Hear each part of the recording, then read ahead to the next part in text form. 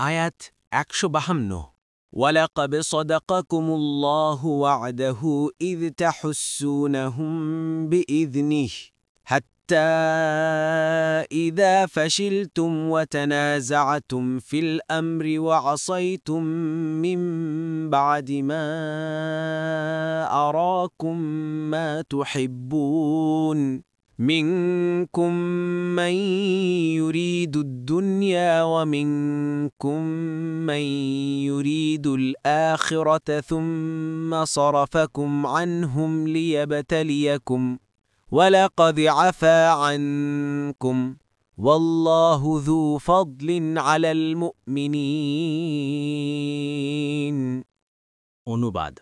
অবশ্যই আল্লাহ তোমাদের সাথে তার প্রতিশ্রুতি পূর্ণ করেছিলেন যখন তোমরা আল্লাহর অনুমতিক্রমে তাদেরকে বিনাশ করছিলে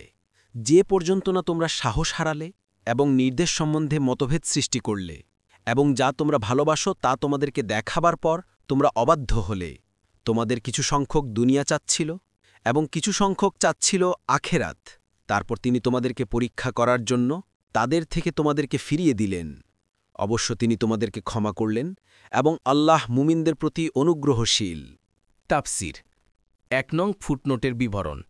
আব্দুল্লাহ ইবনে মাসুদ রাজিয়াল্লাহু আনহু বলেন আয়াতের এই অংশ নাজিল হবার পূর্বে রাসূলুল্লাহ সাল্লাল্লাহু আলাইহি ওয়াসাল্লামের সাহাবীগণের মধ্যে কেউ দুনিয়া চায় এটি আমার ধারণাও আসেনি মুসনাদে আহমাদ ১/৪৬৩ ২ নং ফুটনোটের বিবরণ বারা ইবনে আজেব রাজিয়াল্লাহু আনহু বলেন রাসূলুল্লাহ সাল্লাল্লাহু আলাইহি ওয়াসাল্লাম উহুদের যুদ্ধে ৫০ জনের একদল সাহাবীকে আব্দুল্লাহ ইবনে জুবায়েরের নেতৃত্বে দিয়ে বললেন যদি তোমরা দেখো যে পাখি আমাদেরকে ছু মেরে নিয়ে যাচ্ছে তাতেও তোমরা তোমাদের স্থান ত্যাগ করে যাবে না যতক্ষণ না আমি তোমাদেরকে ডেকে পাঠাই অনুরূপভাবে যদি তোমরা দেখো যে আমরা শত্রুদের পর্যুদস্ত করে দিয়েছি তাতেও তোমরা স্থান ত্যাগ করবে না যতক্ষণ আমি তোমাদের ডেকে না পাঠাই তারপর মুসলিমগণ কাফেরদের পরাজিত করল বারা ইবনে আজেব রাজিয়াল্লাহু আনহু বলেন আমি মহিলাদের চুড়ি পায়ের গোড়ালি ইত্যাদিও দেখছিলাম তখন আব্দুল্লাহ ইবনে জুবায়েরের সাথীগণ বলতে আরম্ভ করল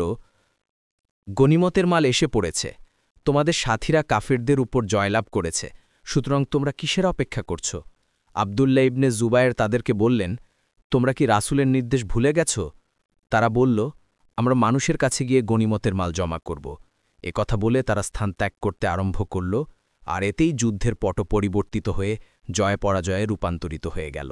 সবাই পালাতে আরম্ভ করল রাসূলের সাথে মাত্র ১২ জন লোক ছিল রাসূল তাদেরকে ডাকতে থাকলেন এভাবে মুসলিমদের ৭০ জন লোক শহীদ হয়ে গেল রাসূল সাল্লাল্লাহু আলাইহি ওয়াসাল্লাম ও তার সাথীরা বদরের দিন ১৪০ জন কাফিরকে পর্যুদস্ত করতে পেরেছিলেন তাদের ৭০ জন মারা যায় আর বাকি ৭০ জন আহত হয়ে বন্দী হয় তখন আবু সুফিয়ান ৩ বার বলল এখানে কি মুহাম্মদ আছে সাল্লাল্লাহু আলাইহি ওয়াসাল্লাম সাহাবায়ে কেরামকে উত্তর দিতে নিষেধ করলেন তারপর আবু সুফিয়ান ৩ বার বলল এখানে কি ইবনু আবি কুহাফা আছে তারপর আবু সুফিয়ান ৩ বার বলল এখানে কি ইবনুল খাত্তাব আছে তারপর সে তার সাথীদের কাছে ফিরে গিয়ে বলল এরা সবাই মারা পড়েছে তখন উমর রাদিয়াল্লাহু আনহু নিজেকে ধরে রাখতে পারছিল না তিনি বলে বসলেন হে আল্লাহর দুশমন তুমি মিথ্যা বলছো তুমি যাদের কথা বলেছ তারা সবাই জীবিত আর তোমার যাতে খারাপ লাগে তা অবশ্যই বাকি আছে তখন আবু সুফিয়ান বলে বসল বদরের দিনের বদলে একটি দিন হলো আজ আর যুদ্ধে জয় পরাজয় আছেই তুমি তোমাদের মৃতদের মাঝে কিছু বিকৃত লাশ দেখতে পাবে আমি বিকৃত করার নির্দেশ দেইনি কিন্তু আমার খারাপও লাগেনি তারপর সে আবৃত্তি করতে লাগল হুবলের জয় হোক হুবলের জয় হোক তখন রাসূলুল্লাহ সাল্লাল্লাহু আলাইহি ওয়াসাল্লাম বললেন তোমরা কি তার জবাব দিবে না সাহাবায়ে কেরাম বললেন আমরা কি বলবো তিনি বললেন তোমরা বলো আল্লাহ মহান ও সর্বোচ্চ